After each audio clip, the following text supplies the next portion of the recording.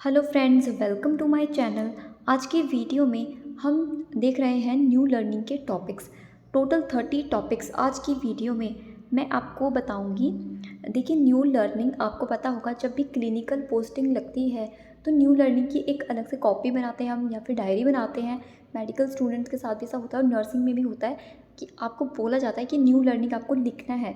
एक तो हम डेली डायरी लिखते हैं, एक कई बार डेली डायरी में ही न्यू लर्निंग लिखते हैं बच्चे, या फिर डेली डायरी में जो प्रोसीजर्स वगैरह होते हैं, जो भी उन्होंने सीखा होता है, जो काम किया होता है हॉस्पिटल में, वो होता है उनके वार्ड का। और न्यू लर्निंग में जो भी कोई एक टॉपिक को ले लेते हैं और उस पर फिर वो न्यू लर्निंग लिखी जाती है, पूरा कंप्लीट वो टॉपिक लेते हैं। तो सिर्फ मैं आज की वीडियो में आपको टॉपिक टॉपिक नाम बताऊंगी उनके, क्योंकि इतने 30 टॉपिक आपको मैं पूरा दिखाने लग जाऊंगी तो समझ भी आप कुछ नहीं पाओगे, ना ही उसको ढंग से देख पाओगे, और वीडियो भी लॉन्ग हो जाती है फिर। तो फ्रेंड्स, जो मेन टॉपिक है और जो ज़रूरी टॉपिक है, इंपॉर्टेंट टॉपिक है, उनको मैं आपको बताती हूँ। पहला इसमें BMW यानी कि बायो मेडिकल वेस्ट, जिसमें कि डस्टबिन्स होते हैं। तो उनको आप देखकर कौन से डस्टबिन में कौन सा वाला कचरा जाता है वो आप इसमें लिखोगे, और इसके नोट्स आप आराम से बना सकते हो। आपको बुक में भी मिल जाएगा माइक्रोबायोलॉजी की, या फिर आप नेट से भी देख सकते हो।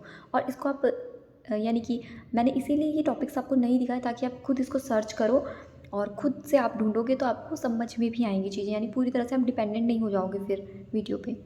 इमरजेंसी ड्रग्स, जिस भी वार्ड में आपकी ड्यूटी लगती है वहाँ पे इमरजेंसी ड्रग्स कौन कौन सी हैं? जो इमरजेंसी ड्रग्स होती हैं वैसे वो ICUs में और इमरजेंसी वार्ड्स में होती हैं। कुछ ऐसी ड्रग्स जो बहुत ज़्यादा ज़रूरी हैं, इमरजेंसी टाइम पर उनका यूज़ किया जाता है, उनको हम इमरजेंसी ड्रग्स बोलते हैं। तो इनके आपको नाम लिखने हैं, उनका एक्शन लिखना है, डोज लिखना है, रूट लिखना है, या फिर डोज तो आपको पता होना चाहिए कि कितने ml में कितना mg होता है। ये सब कुछ आप इसमें लिखोगे।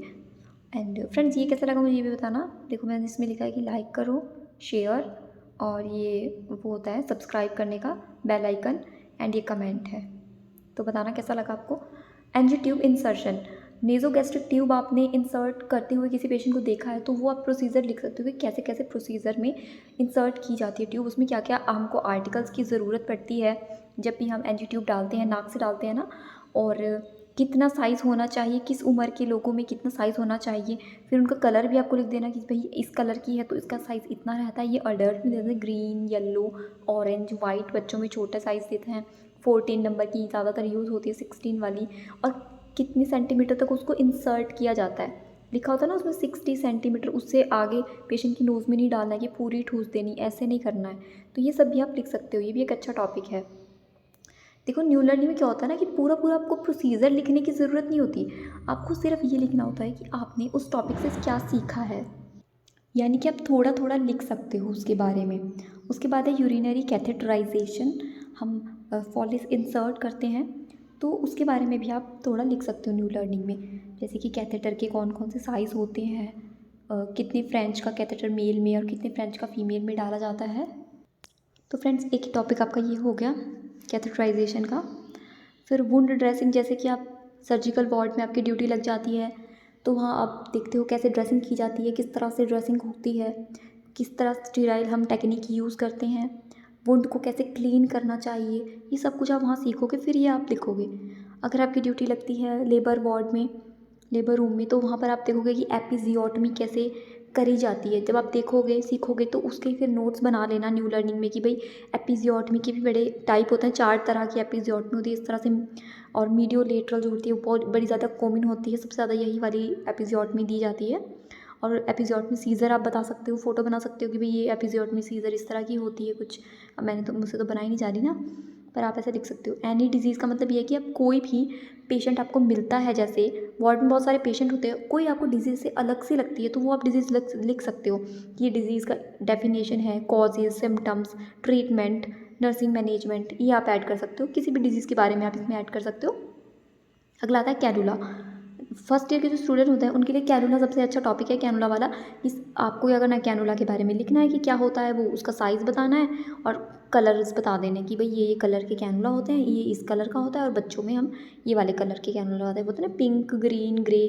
तो वो आप सब यानी कि थोड़ा थोड़ा मैं आपको बता रही हूँ इस वीडियो में, पर ये आपके लिए काफ़ी अच्छे टॉपिक है। फर्स्ट ईयर के स्टूडेंट हो चाहे सेकेंड ईयर के, ऐसा नहीं है कि फर्स्ट ईयर के लिए, चाहे आप फर्स्ट, सेकंड, थर्ड, फोर्थ, जिस भी ईयर के स्टूडेंट हो, जिस भी कोर्स के स्टूडेंट हो, ये टॉपिक बहुत ही अच्छा है, लिख लेना चाहिए आपको, छोटा भी है। एम्बू बैग आप देखते हो हॉस्पिटल में एम्बू बैग होता है, आईसीयूज़ में रखते हैं, इमरजेंसी में रखते हैं। वैसे तो हर एक वार्ड में रखना है ही चाहिए, होता ही है। तो इसके बारे में आप लिख सकते हो, थोड़ा सा एम्बू बैग के बारे में बताना है, क्यों यूज़ करते हैं इसको, इसके पार्ट्स आप ये लिख लेना। और ये आपके काम भी आएगा, हमेशा ही काम आएगा अगर आप इसको सीख लेते हो, लर्न कर लेते हो कैसे इसको यूज़ करते हैं, किस टाइम पे इसको यूज़ करते हैं, ये सब आप लिख लेना। इसकी एक इमेज बना देना न्यू लर्निंग जब बनाओगे। कॉपर टी इंसर्शन, जैसे आपका लेबर रूम में ड्यूटी लग रही है तो आप देखोगे कि भाई कॉपर टी भी इंसर्ट हो रही है। तो कॉपर टी जो होती है वो टी शेप में होती है और वो कॉपर की उसमें वायर लगी होती है, इसीलिए इसका नाम कॉपर टी होता है। इसके बारे में आप लिख सकते हो कि क्या क्या कॉपर टी के टाइप्स हैं, कितने टाइम तक ये रहती है, 10 साल तक के लिए, जितने भी समय तक के लिए इसको यूज़ करते हैं, तो आप लिख सकते हो। यानी आपको सर्च करके थोड़ा सा यानी इस टॉपिक को थोड़ा एक्सटेंड करके अपना लिख लेना है, जितना भी आपको लगता है ठीक। ये टॉपिक बना सकते हो आप फिज़िकल एग्जामिनेशन का, हिस्ट्री कलेक्शन का, कि भाई आप वार्ड में जाते हो किसी के पेशेंट के पास, तो आप हिस्ट्री कलेक्शन में क्या क्या करते हो, किस किस तरह की हिस्ट्री हम लेते हैं, जैसे नेम पूछा उनसे, पास्ट हिस्ट्री, मेडिकल हिस्ट्री, उनकी सर्जिकल हिस्ट्री और उनकी पर्सनल हिस्ट्री, है ना। ये सारी हिस्ट्रीज हो जाएगी। इसके अलावा भी हिस्ट्री हो सकती है, अपनी फैमिली हिस्ट्री हो सकती है। और physical examination head to toe में क्या क्या आप चेक करते हो वो आप पॉइंट्स बना बना के थोड़ा थोड़ा लिख सकते हो। ये भी एक अच्छा टॉपिक है, थोड़ा बड़ा बन जाएगा मगर ये। Drug use in labour room, अगर लेबर रूम में आपकी ड्यूटी लगती है तो वहाँ पे जो ड्रग्स होती हैं ना वो थोड़ी अलग होती हैं। वहाँ की जो ड्रग्स होती हैं ना वो इमरजेंसी ड्रग्स वाली नहीं होती, लेबर रूम की अपनी अलग ही ड्रग्स होती हैं। तो वो भी आप एक अलग से एक टॉपिक बना सकते हो। कार्डियक मॉनिटर, अगर आईसीयूज़ में आप चाहोगे तो वहाँ पे आप कार्डियक मॉनिटर देखोगे। इमरजेंसी में भी कई बार लगा होता है, जनरल वार्ड में तो नहीं होता ज़्यादा। तो कार्डियक मॉनिटर आपका आईसीयू का हो जाता है एक। और उसमें क्या क्या हम देखते हैं वो आप लिख सकते हो कि भाई 4-5 चीज़ें हैं जो इसमें देखी जाती हैं और उनके पॉइंट्स बना के लिख सकते हो। तो ये है फ्रेंड्स इसमें, जैसे इसमें क्या होता है, पल्स आप देख सकते हो, इसमें पेशेंट की बीपी इसमें आ जाएगा, एंड SpO2 रेस्पिरेशन, ये सब कुछ आता है इसमें। और भी देख लेना, यही मेन चीज़ें इसमें आती हैं। और micro macro IV drip set, तो जो आईवी ड्रिप सेट होते हैं आपने देखा होगा, जिसे फ्लूइड पेशेंट को दिया जाता है कैनुला के थ्रू, तो वो भी माइक्रो वाले अलग आते हैं जो बच्चों में जाते हैं, ब्लू आपने देखा होगा पर्पल कलर के होते हैं, तो वो अलग आते हैं, वो माइक्रो होते हैं। एक मैक्रो होते हैं, वो दूसरे वाले होते हैं। तो उसके बारे में आप लिख सकते हो कि भाई इनमें जो ड्रॉप फैक्टर रहता है इनका वो अलग रहता है, 20-60 इस तरह से रहता है।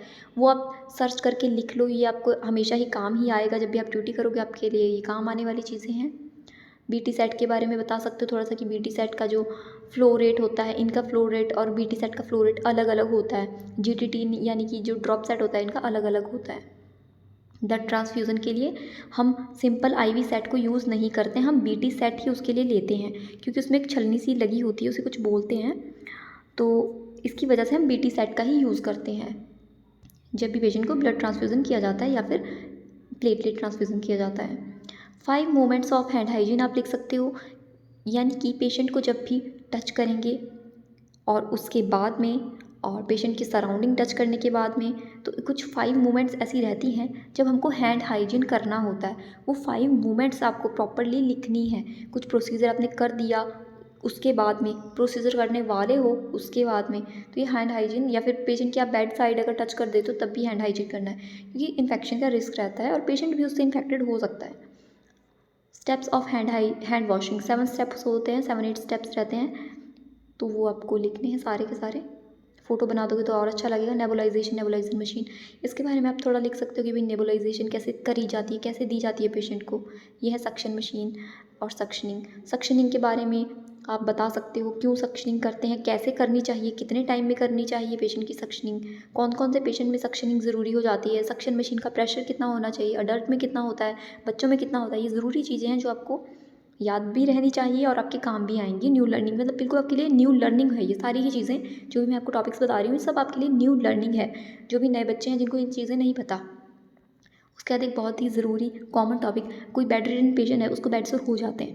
बेड सोर आप लिख सकते हो कि भाई 1st degree, 2nd degree, 3rd degree, 4th degree, कितने कितने डिग्री में क्या क्या स्टेजेस होती हैं, क्या क्या प्रोसेस इसका रहता है, कौन सी स्टेज में कैसा बेड सोर आपको नज़र में आएगा। यानी कि अगर स्किन नहीं उतरी है तो वो कौन सा स्टेज है, स्किन उतर गई है, हड्डी दिख रही है, वो कौन सा स्टेज है, या पूरा अच्छे से बनाना। इसको और क्या बोलते हैं, डेक्यूबिटस अल्सर बोलते हैं, इसको प्रेशर अल्सर बोलते हैं। तो शॉर्ट में आप इसे बना सकते हो, बेड मेकिंग बना सकते हो। बेड मेकिंग में क्या होता है कि हम बेड जब बनाते हैं तो अलग अलग तरह के बेड आप देखोगे, है ना। कोई ऑपरेशन से पेशेंट वापस आ रहा है उसका अलग बेड है, कोई कार्डियक पेशेंट है उसका अलग बेड है, सिंपल बेड अलग होता है। तो ये बेड आपको टाइप्स उसके लिख लेने हैं। हैंड सैनिटाइज़र, ये टॉपिक आपको अजीब सा लग रहा होगा लेकिन ये भी आपको ज़रूरी है, ये भी आपको पता होना चाहिए। हैंड सैनिटाइज़र हम क्यों यूज़ करते हैं, उसमें क्या क्या होता है, 70% अल्कोहल होता है, क्या क्या होता है उसमें, क्लोराहेक्सिडिन भी होता है, जो आप उसमें लिखा होता है ना उसकी कंपोजिशन वो भी आप इसमें लिखना, तो आपको हमेशा के लिए ये याद रह जाएंगे और ये ज़रूरी चीज़ें हैं। कभी कभी इंस्पेक्शन वाले आ जाते हैं हॉस्पिटल में, आपने देखा होगा आईएनसी से कोई आ जाए या फिर कोई भी इंस्पेक्शन के लिए कई बार आ जाते हैं, नर्सिंग ऑडिट वगैरह होती रहती है, तो उसमें हैंड सैनिटाइज़र के बारे में मुझे अभी भी याद है, मैं ड्यूटी कर रही थी तो ये पूछा गया, हैंड सैनिटाइज़र का सिर्फ ये पूछा गया कि कंपोजिशन बता दो, तो ये भी एक ज़रूरी टॉपिक है। पर्सनल प्रोटेक्टिव इक्विपमेंट्स, इसमें हम क्या क्या यूज़ करते हैं, जैसे कि आपका ग्लव्स, मास्क, गाउन और आपका शू कवर हम पहनते हैं, जो गॉगल्स पहनते हैं, इनके बारे में आपको लिखना है, कैसे इनको वियर करते हैं। डोनिंग एंड डोफिंग, डोनिंग एंड डोफिंग दो चीज़ें होती है, वियर करना और उतारना, वो कैसे इसका प्रोसेस रहता है, क्या चीज़ पहले पहनी जाएगी और किस तरह से ये चीज़ें पहले उतारी जाएंगी। भी सबसे पहले क्या उतारोगे आप, जब भी कुछ खोलोगे तो आप क्या चीज़ सबसे पहले रिमूव करोगे, वो डोनिंग एंड डोफिंग इसमें आता है। फिर अगर बात करें इमरजेंसी वार्ड की, इमरजेंसी डिपार्टमेंट या फिर आईसीयूज़ की, तो वहाँ पे नारकोटिक्स ड्रग्स भी होती हैं, इनके बारे में आप लिख सकते हो कि नारकोटिक्स क्या है, नारकोटिक्स में कौन कौन सी ड्रग्स आती हैं, जैसे फेंटानिल है, मोर्फिन है, ट्रामाडोल भी अब तो रखने लग गए हैं, और इनको डबल लॉकर के अंदर रखा जाता है, ये भी एक स्पेशल पॉइंट है इसका। सिर्फ एक लॉक नहीं किया जाता इन दवाइयों को, इनको एक लॉक में और उसके अंदर एक और लॉकर होता है उसमें इनको रखा जाता है, बिकॉज ये नारकोटिक्स हैं, सिडेटिव हैं, हिप्नोटिक्स ये ड्रग्स हैं, तो इनको स्पेशल केयर में इनको रखा जाता है। एंड फ्रेंड, जो नार्कोटिक होता है ना, वैसे तो ये पेन रिलीफ के लिए होता है, सिडेशन के लिए भी यूज़ होता है, बट इसका ना मिस यूज़ हो सकता है, लोग इसका मिस यूज़ करते हैं, एडिक्शन के लिए यूज़ करते हैं, नशा करते हैं इसका, इसीलिए इसको डबल लॉक में रखा जाता है ताकि कोई इसको ले ना सके। कई बार स्टाफ का कुछ पता नहीं चलता, स्टाफ हो या कोई कोई किसी ने पर्सन ने देख लिया कि भाई यहाँ पे ऐसी ऐसी दवाइयाँ रखते हैं, कोई ले जाए, कुछ गुम हो जाए इसमें, तो ये फिर रिस्की हो जाता है, लीगल रहता है इसका काम पूरा। सी सेक्शन, सिजेरियन सेक्शन, अगर आपकी ड्यूटी ऑपरेशन थिएटर में लगती है, देखिए यहाँ पे आप एक और चीज़ ऐड कर सकते हो, ऑपरेशन थिएटर में अगर ड्यूटी लग रही है, सिजेरियन सेक्शन आप देख रहे हो, ऑपरेशन देख रहे हो, तो उसके बारे में आप लिख सकते हो कि भाई किस तरह से सिजेरियन सेक्शन होता है। इसमें दो तरह से होता है, इमरजेंसी होता है, एक इलेक्टिव होता है, उसके बारे में आप अलग अलग लिख सकते हो कि इमरजेंसी में कैसे होता है, इलेक्टिव में क्या क्या प्रोसेस रहता है।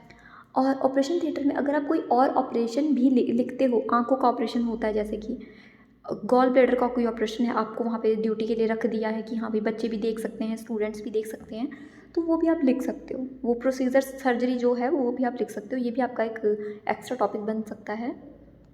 पोस्टनेटल केयर एक्सरसाइजेज, तो एंटीनेटल पोस्टनेटल, अगर आपका पोस्टनेटल वार्ड जैसे गायनी वार्ड वगैरह में ड्यूटी लगती है ना, तो आपका कोई डिलीवरी वाली मदर है, डिलीवरी हो गई है, तो पोस्टनेटल केयर के बारे में आप कुछ लिख सकते हो कि कैसे उनको केयर के लिए समझा रहे हैं ये सिस्टर, डॉक्टर क्या बता रहे हैं, ये आप अपनी बुक से भी लिख सकते हो, क्या क्या पोस्टनेटल में एक्सरसाइजेस होनी चाहिए वो लिख सकते हो। साथ ही इसके साथ एक और टॉपिक आप प्लस ऐड कर सकते हो कि भाई एंटीनेटल भी, एंटीनेटल केयर क्या है, एंटीनेटल एक्सरसाइजेस क्या है, वो भी आप लिख सकते हो साथ में।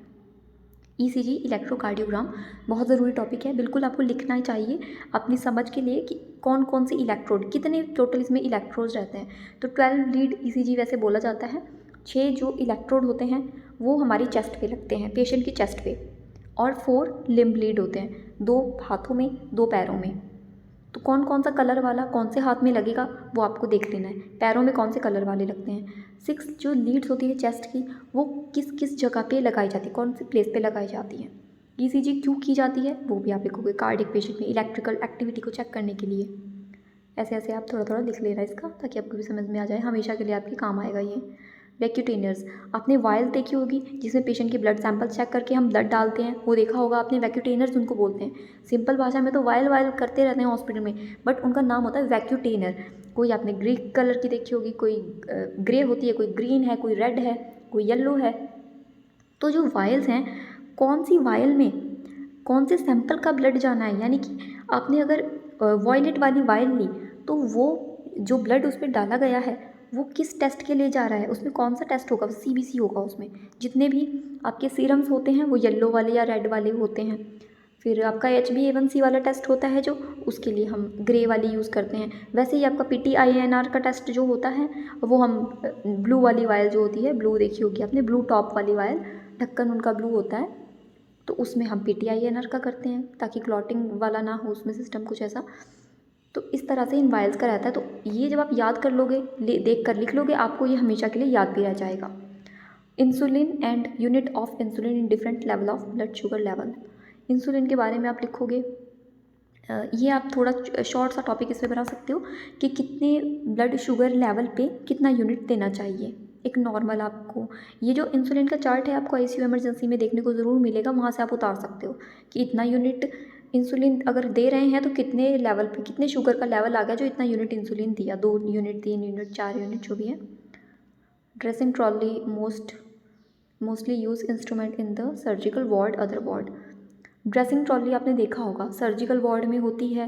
ड्रेसिंग ट्रॉली वैसे हर एक उसमें मिलेगी आपको, जनरल वार्ड में भी हर जगह रखते हैं ये, ऐसा नहीं कि सर्जिकल वार्ड में ही है, आपका मेडिकल वार्ड में भी होती है ये, आपका क्या कहते हैं इमरजेंसी में होती है, ICUज़ में होती है, और सर्जिकल वार्ड में तो होती ही है, ICUज़ में भी होती है। तो उसमें क्या क्या चीज़ें होती हैं उस ड्रेसिंग ट्रॉली में ना, आर्टिकल्स कौन कौन से होते हैं, इंस्ट्रूमेंट क्या क्या रखे होते हैं, गॉज पीस उसमें होते हैं, उसका ड्रम होते हैं उसमें पड़े हुए, आपने देखा होगा। चिटल फोर्सेप वहाँ पे होती है, आर्टरी फोर्सेप देखा होगा आपने उसमें। हैंड सैनिटाइज़र हम रखते हैं वहाँ पे, बीटाडीन होता है, एसीटोन होता है। तो ऐसी जो मेन मेन चीज़ें हैं ना, उनके सबके नाम आप लिखना। ड्रेसिंग ट्रॉली को कैसे क्लीन रखते हैं, सीज़र उसमें आपको मिलेगी, और जो भी सर्जिकल इंस्ट्रूमेंट वहाँ पे देखने को आपको मिलते हैं वो सब आप लिख सकते हो कि ड्रेसिंग ट्रॉली में भी यहाँ पे इस वार्ड में आपको ड्रेसिंग ट्रॉली देखने को मिलेगी, यहाँ पर इसमें गॉज पैड, गॉज पीस, और ड्रेसिंग जो हम पट्टी करते हैं वो होती है, बैंडेज होती है, और सर्जिकल ब्लेड्स वगैरह होते हैं। सूचर्स भी रखे जाते हैं कई बार ड्रेसिंग ट्रॉली पे, कुछ लोग सूचर्स उधर ही रख देते हैं, कुछ लोग अपने ड्रॉर में रखते हैं, ये डिपेंड करता है हॉस्पिटल वाले कैसे सिस्टम चलाते हैं अपना, और वार्ड पे भी डिपेंड करता है। तो फ्रेंड्स ये कुछ 30 मेन ज़रूरी न्यू लर्निंग के टॉपिक्स है जो बहुत ही इंपॉर्टेंट है।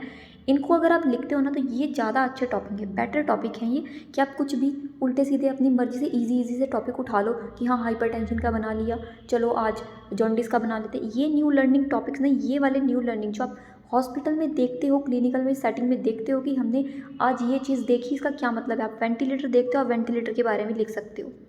डिजीज़ तो आप पढ़ते ही हो थ्योरी में, लेकिन जो प्रैक्टिकल चीज़ जो क्लिनिकल में आप देख रहे हो वो चीज़ अगर आप न्यू लर्निंग में लिखोगे ना तो आपको हमेशा काम आएगी, हमेशा आपको याद रहेगी, आप कभी भूलोगे नहीं उसको। ठीक है, तो फ्रेंड्स ये वाले टॉपिक बहुत अच्छे हैं, इनको ज़रूर आप लिख लेना, चाहे इनके नोट्स बना लेना। मतलब इनके टॉपिक्स तो मैंने आपको दिखाई दिए हैं, बस आपको खुद से नोट्स बनाने हैं ताकि आपको हमेशा के लिए ये आपकी कॉपी में नोट्स भी अच्छे से आपके खुद से बने हुए हैंड रिटन नोट आपके पास होंगे, और आप वो कभी भी देख सकते हो, आपको हमेशा हेल्प ही होगी इससे। And thank you so much for watching friends.